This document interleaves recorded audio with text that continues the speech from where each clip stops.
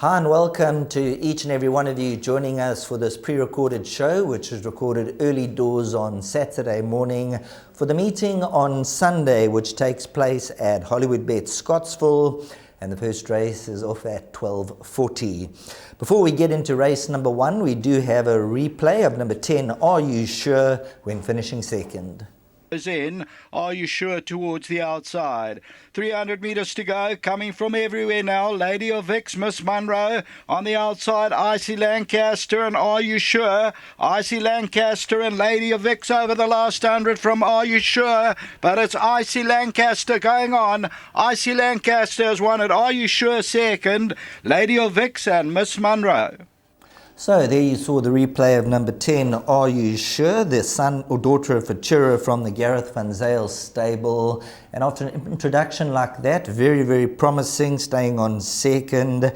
And then D's number 11, Lady of Distinction, another runner who put up a creditable debut. And both of their runs were at Hollywoodbets Scottsville, which is imperative.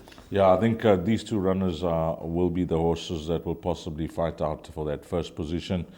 It was just, the fact that the horse was having its first start against the more experienced Icy Lancaster, but nevertheless a good run and a very quick time. 22.7 seconds, first up over 1,000 meters. Nice way to finish it off.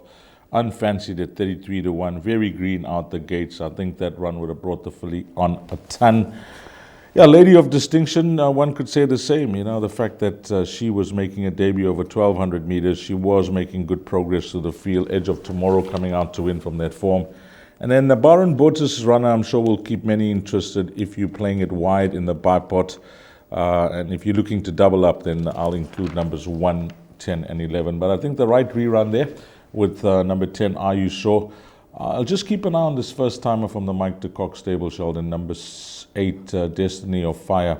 Dam was decent. She won 6 races from 1,000 to 1,600 meters. Hollywoodbets 7-1 into 5-1. And Serena Moodley has been there to work the filly, and he thinks that she should run a respectable race first up. Well, never easy with a lot of first-timers in the race, and all I can tell you is the word from the Baron Botus stable is number 5, My One and Only, who is the current 15-10 favourite, shows a lot of promise. So we're going on that, shows a lot of promise, and that could be good enough to beat a field in race number 1.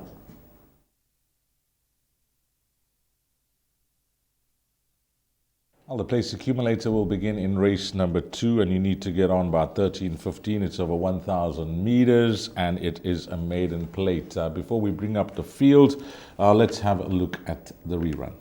Warhead, red and yellow silks on the outside, now asked to come forward. Apex Predator coming to the 250. Now Warhead applies big pressure. Warhead gets to Apex Predator, the last 100, who's fighting right back. Warhead, though, with the streetwise look today, is going to get up close home, and Warhead goes on to win it. Apex Predator. Emma stayed on powerfully in behind these. Well, Emma looked all at sea there, Sheldon. I mean, the horse was not even in the picture with that rerun. That's why, these reruns just refresh the memory, refresh the mind, because I remember it, but I didn't think that, he was that dumb and that green for most of the way. But when the race was over, that's when he wanted to run. Yes, these are the type of horses that, like you mentioned, watching the reruns and the replays and keeping up with the form lines and that stands you in real good stead. And this individual came from a hopeless position, was really eating into that lead hand over fist. In the same race was Apex Predator coming back from a break, finished second just ahead. But I believe that number 2, Emma, has got more improvement to come. And down the lane might be a lot more streetwise. So it'll be a little bit handier and I think looks tough to beat. Number 3, Apex Predator will be the second selection.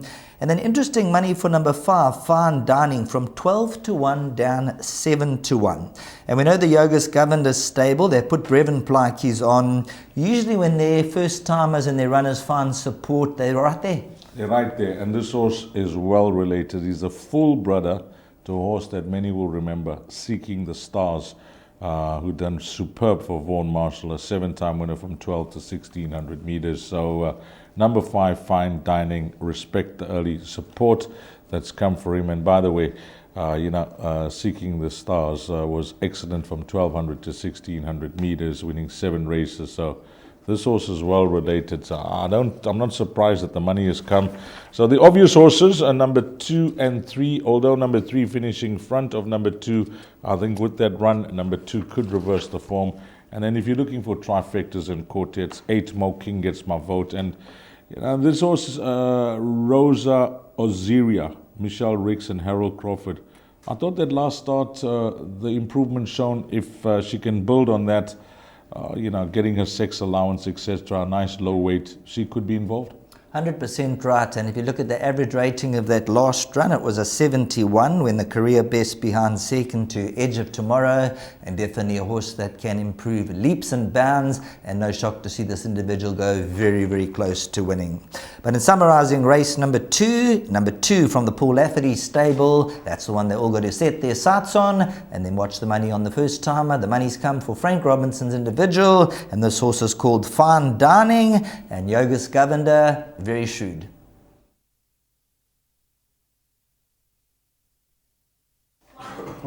As we move along to race number 3, which is over 1,400 meters, and we'll get straight into the action, the betting. Number 10, Izzy Bulo, 7 to 10.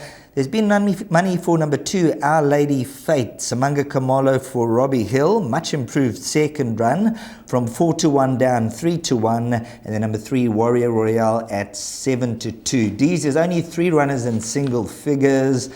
Let's start with number 2, Our Lady Fate. The fact that the money has come from 4 to 1 to 3 to 1 indicates they're looking to take on the odds-on pop. I think it could be a race because we're going over 1,400 meters now, and these horses can certainly improve. I see no problem with the extra distance with Robbie Hill's runner. We'll keep a close eye on the run from that form line of Lucrative in race number 1, because we think that Lady of Distinction can run well there against Are You Sure? So keep an eye on that form line in race number 1 of horse number 11, because that is represented by Our Lady Fate. But of course, this is over a bit further of 1,400 meters. Nicely drawn as well. Number 3, Warrior Royal from the Mike Miller stable. Yeah, I think another horse that could appreciate the extra distance. The way she raced first up, she seemed to be at the back of the field. She was making steady progress. But I like a horse here strongly, Sheldon, and that's Izzy Bulo. Whether you've gone for her in the past and she's been costly or frustrating to follow, I think she's bumping the right type of field. We tipped that horse Safari Lodge to win from that form line for Peter Muscat. And the dam actually won up to 1,800 meters. So this horse is priced up at 7 to 10, I think rightfully so. Looks the right type of field. Whilst there's money for other runners, I'm going to be in the camp of number 10, Isibulo, but I can't give you all the confidence to bank her in the first leg of the Pick 6.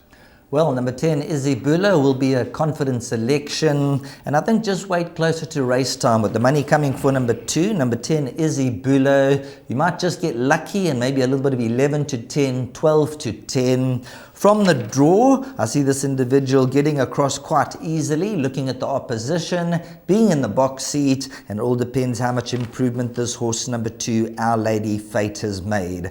But we're all in the camp of number 10, Izzy Bulo, the Garth Puller stable. They've turned the corner, and with Atendiwe Mguto aboard for the Hollywood Syndicate, Anthony Del Pesh and the entire team, Owen and Devon Heffer, they'll be looking for this individual to come through with a victory. Just err on the side of caution every now and again. We heard from the Garth Puller stable and a few stables, a lot of viruses, a lot of temperatures running out there. So make sure you get your final declarations, and if you can, watch the horses in the pre-race and when they go down to the start, and then make your decision.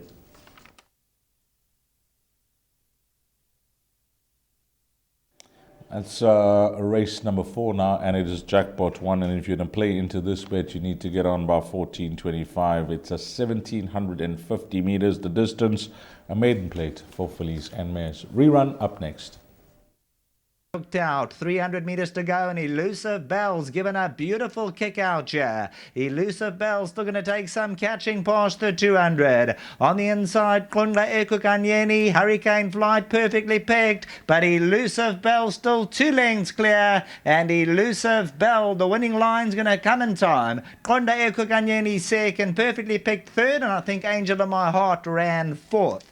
Well, there is a horse here that's finding anti-betting support, and it's on the Mike Miller stable called Sweet Reunion. 3-1 into 22-10 on Hollywoodbets, a market mover who will have the blinkers on again as she did last time out, running that much improved race over 1,600 meters. So that is third to Pink Diamond. And again, we're going to be following some form lines throughout the day. We mentioned that Isibulo in the previous race looks to be the horse to beat, coming from that Pink Diamond form line. And if she has to win, then I suspect that 22-10 will shorten even further come race time for number 4, Sweet Reunion. So that is the anti-post money there, Sheldon. I like a horse here, and I want to hear your thoughts on this. Oh Mandy, Dean Kanemaya's runner. I'll tell you firstly that the siblings, and there are a lot of them from this family, have won up to 2,400 meters. And I've been watching her closely from the time she started in Cape Town, where she showed very little. And then when she ran first up here in the province, it wasn't my money, 10-1 into 11-2, but I kept a very close eye on her. And that was a very good run. You know, considering Hollywoodbets Greyville, she didn't have the best of the draws midfield. She was making good progress. I think there's plenty more to come from her. I'll make her a serious danger here. Yes, I've got to agree with you. I remember that occasion when the betting came up on the tote board. It was actually the tote favourite. I think it was around about 3 Rand 20. And I said, wow, look at this. Yeah. The next thing I looked at the fixed odds department, 5-1, 11-2 from 10-1. So I said, there's been money for this individual. And obviously the first 2 runs, very, very green. Both of those were in the Cape. First run at Greyville. And stayed on very nicely, was beaten just under 5 lengths behind Princess Palace, but more importantly came from 11th position at the 800. So only really started to find her feet late on. And the step up to the 1,750 meter mark. Beautiful. Dean Kanemaya, Craig Zaki, they would have had a plan in mind after that last run, and she could end up being the horse that they all have to beat. So number 9, Oh Mandy, currently at around 9-2 and 5-1, definitely big respect. Sweet Reunion, we all saw the expected improvement second time out with the blinkers.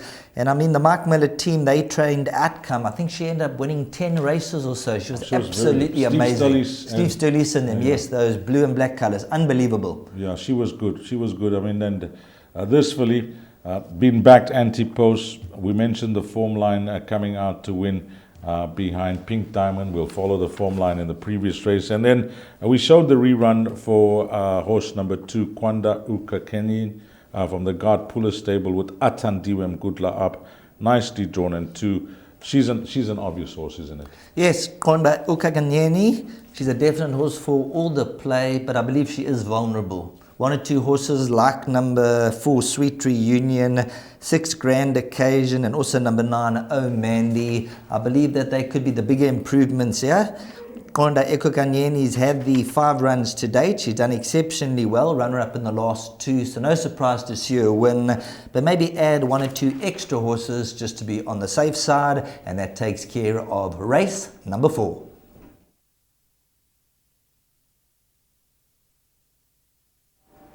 Welcome back for race number 5. This is over 2,400 meters, so a test of stamina. And at the early time of recording, number 3, National Dream is scratched, and number 4, Roy's Rocker. So there are 2 casualties, and that'll leave us with 7 runners at the time of recording. And just looking at the betting, number 2, Woodland Glade, 7-2 with number 8, Fire Flare. Number 7, Quantifier, who Dees likes a bit of at 9-2. That'll be my second selection. Number 9, Mumbo Come Teseo at 9-2. Number 1, Zacco, 5-1. And then I really like number 5, Cyber Time. This is going to be my outright selection. Dees and I fancied him a run or 2 back when he found some money. So he's been there or thereabouts. He's the type of horse that can beat a field of this nature. Galloping course at Scottsville is going to suit him. The 2,400 meters, he's had 7 attempts over the distance for 3 runner-up berths. And he's a horse like Cyber Time. If everything maps out for him, you go through his runs. He's run to Narina Trogon, Imolenza Yoko de Duma, Get Impressed, Flagman, Cape Eagle, and the list goes on. Yeah, he's the type of horse that I remember things did not go his way at Hollywoodbets Scottsville. 2 runs back, he was running around, he got blocked, he had to check, he ran to the inside. Last time out, he actually moved up nicely, but then he just seemed to be one-paced. But he had to be, 12 out of 14. He had to race wide around the turn. It didn't go the way they planned.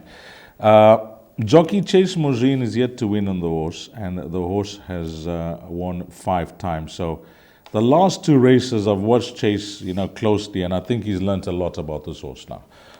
There will be no excuses against this type of field. You mentioned the distance is no problem for him. He's been, placed up to 2,600 meters, enjoys the track. His distance record speaks for itself. And the way he's been racing over shorter, 15 and 1,600 meters, I think Louis Courson would have possibly had this race in mind for him, because the 2,400 meters is going to suit him much better. So wherever positioned, the fact that there's no stamina doubts, this could be his day to shine. If you're not in his camp, then Quantify, I think, should be spot on. He was given that break at the beginning of the year, and he's had 2 runs back. The signs were there of him coming back to form last time out. I think he'll put in a bold effort. And then once I look past them, then it becomes very tricky. I'll have to start mentioning horses like Zacco, Mambo Camtesio, Fire Flare. It becomes a nightmare, because with the horses 3 and 4 being scratched, it's only 7 runners that will go to post. So it's either 5 and 7 for me or the field. Well, I'm going to be in your camp. I was going to ask you that question. Can we just go the 2 runners? I'm going to be with you. Number 7 Quantifier and number 5 Cyber Time. Those 2 horses to see us through everything, but I'm quite confident number 5 Cyber Time at 11-2. I think it could map out for him nicely, and I think he's going to take some beating at those odds.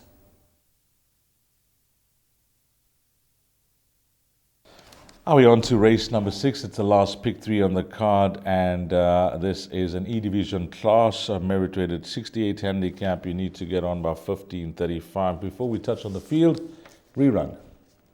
Kimble O'Hara's heard the call at the 300, but still got 3 lengths to make up. And it's Porfirio clear. Kimble O'Hara's coming home stoutly on the outside, and Barcy Rockfoot's also finding a late finish, 150 to go.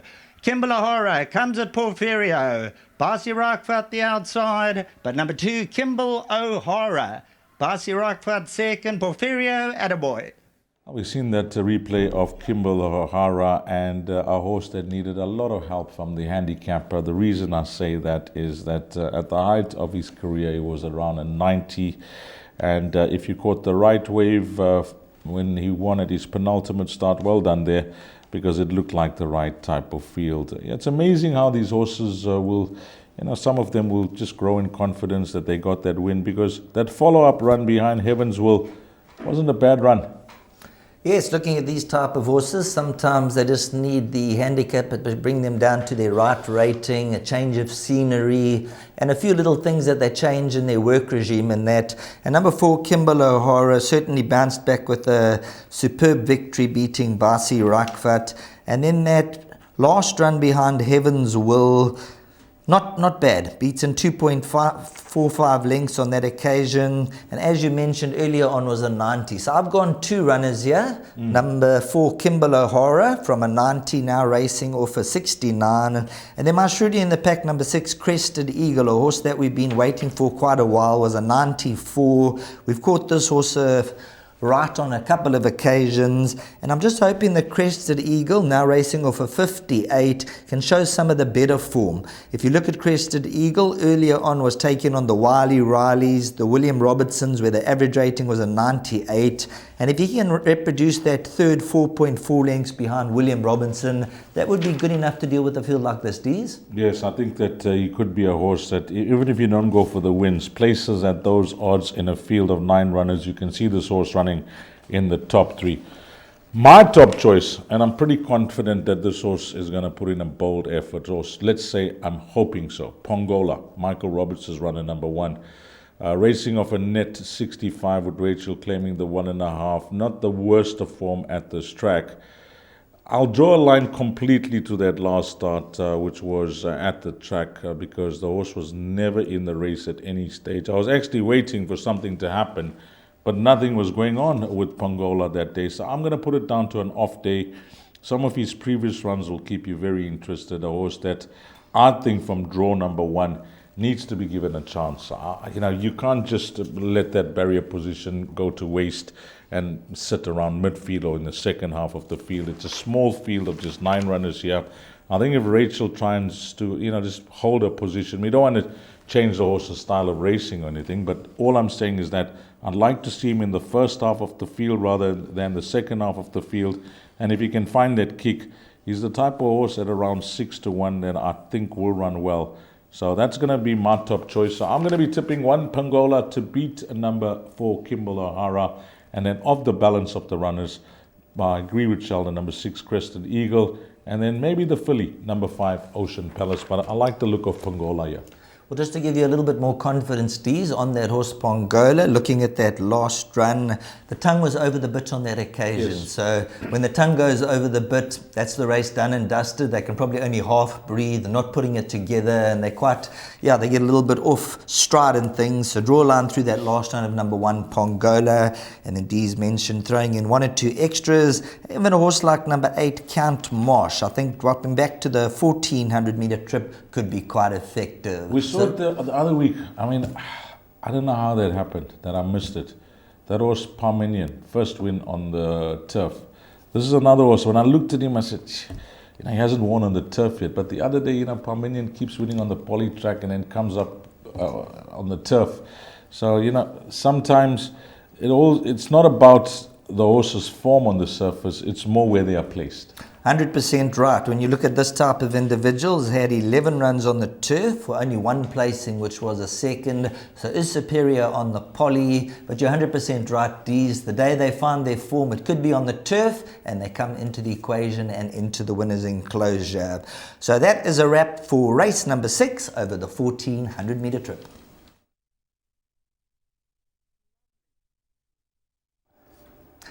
Welcome back for race number 7, where they'll do battle down the lane at Hollywoodbets Scottsville. It's over 1200 meters, and just having a look, no scratchings at this early time of recording.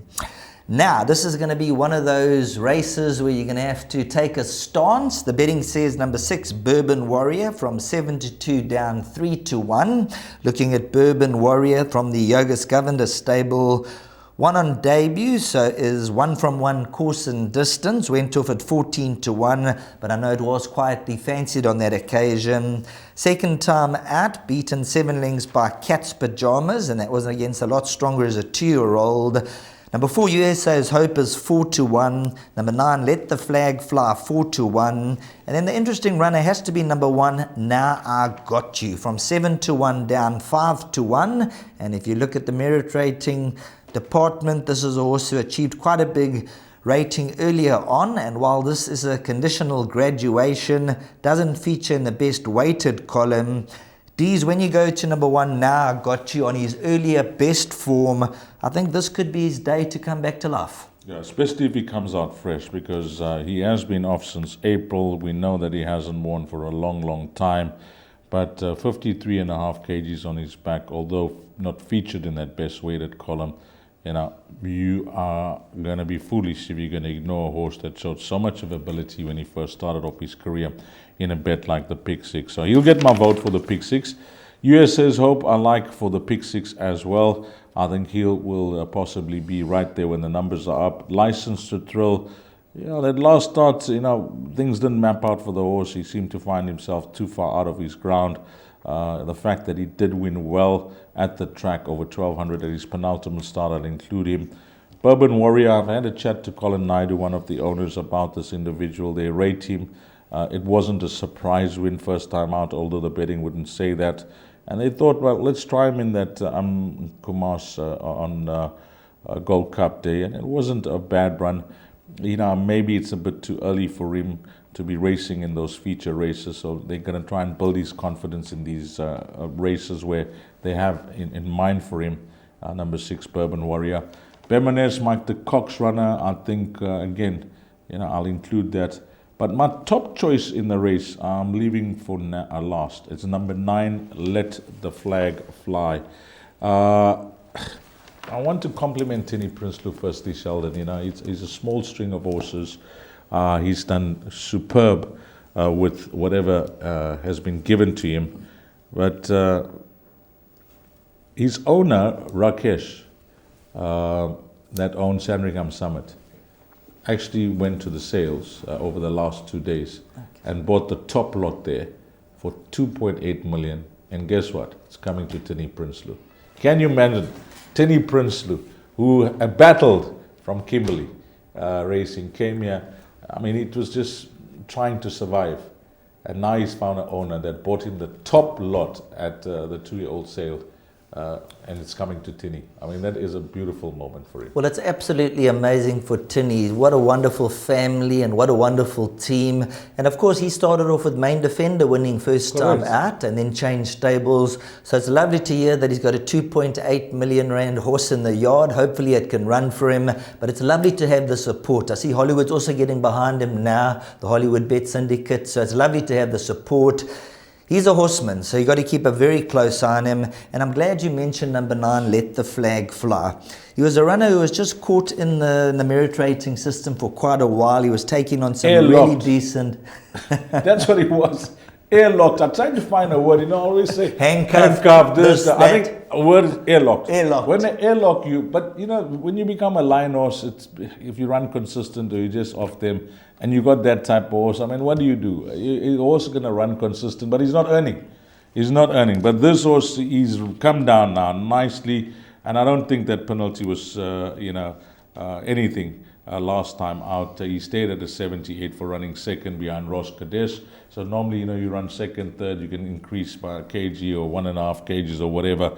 But there was no penalty for him last time out. And look at the betting, 40-1 into 25-1, and they went playing games. The horse ran a good second behind Ross Kadesh. So I think if repeating that type of performance, and now with the stable of Tinny Prinsloo, this is the horse. And an informed jockey, Sean Veal, flying first month of the season. Absolutely flying, and in those Hollywood Syndicate Silks, we've seen him to deadly effect. And I was talking about Main Defender earlier on. Let the Flag Fly finished 4.9 lengths behind Main Defender. As a youngster, under 4 lengths behind Outlaw King, Sun Blushed, and Mexican Pete. So he has taken on some really decent opposition in the past. Yeah, I think I'm going to go for him as my top choice. At number 9, Let the Flag Fly. Going to be, if you don't like him as an outright selection, that means a punt on the head, and use him as a roving banker. But it does look to be a very competitive race. Young horses against older horses. But we're going to be in the camp of 9, Let the Flag Fly in race number 7.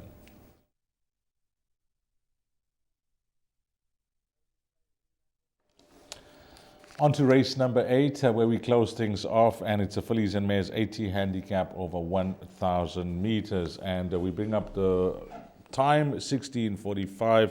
It's a C division class. I'm going to be taking a big chance here with 2 runners in all the bets.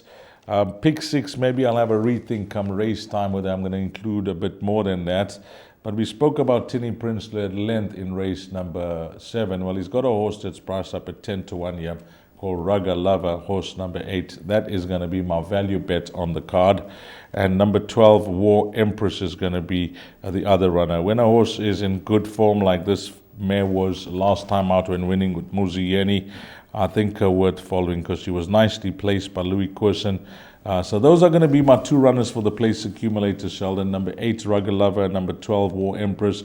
If I had to pick one of the 2, it's going to be horse number 8, Rugger Lover. Well, I like your thinking there. They both race in the red and green silks. One of them is racing for Rakesh Singh, as you mentioned earlier on. So number 8, Rugger Lover, super consistent. His horse takes a little bit of a warm-up on the way down to the gate, so don't worry about how Rugger Lover goes down to the post. You'll always get that warm-up.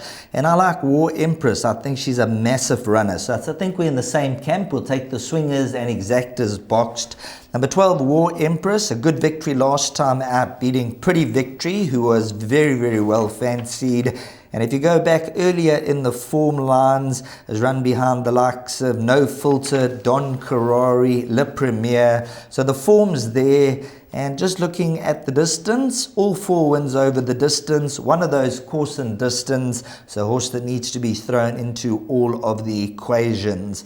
Dees, when you look beyond those runners, then perhaps a horse like number 1, Miss Lady Atrix, after a runaway win, but does have the 57.5, and even a horse like number 2, Nearer, for the trifectas and quartets. I agree. Numbers 1 and 2 definitely go into the quartet. The quartet usually gets to a sizable pool when we close things off at Hollywoodbets Scottsville on Sunday.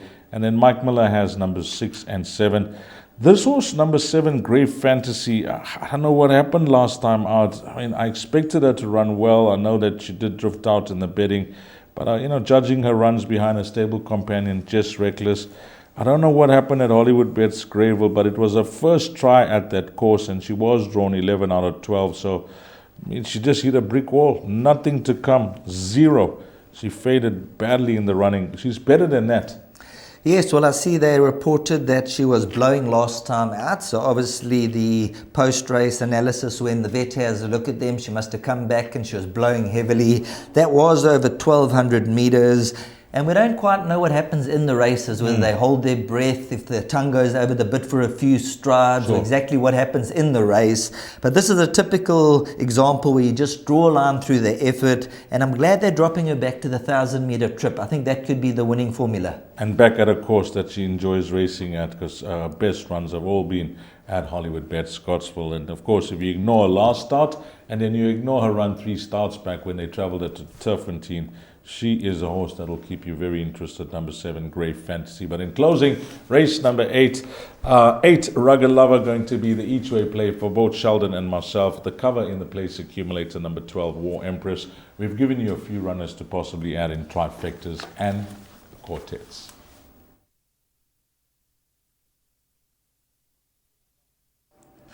It's that time of the show where we give you our suggested bets for the day, and they're going to bring up my slide, and I've gone for a best bet in the form of race 2, number 2, Emma, and this is from the Paul Lafferty stable. Do yourself a favor, go watch that replay. There was a horse called Apex Predator who finished just ahead of this individual, but the replay will be self-explanatory, and with the natural improvement, I'm expecting this to come through and win. And then when it comes to the each way value, race 5, number 5, Cyber Time, at around 11 to 2 over 2,400 meters. There's 2 scratchings in the race, so there's only 7 runners going to post.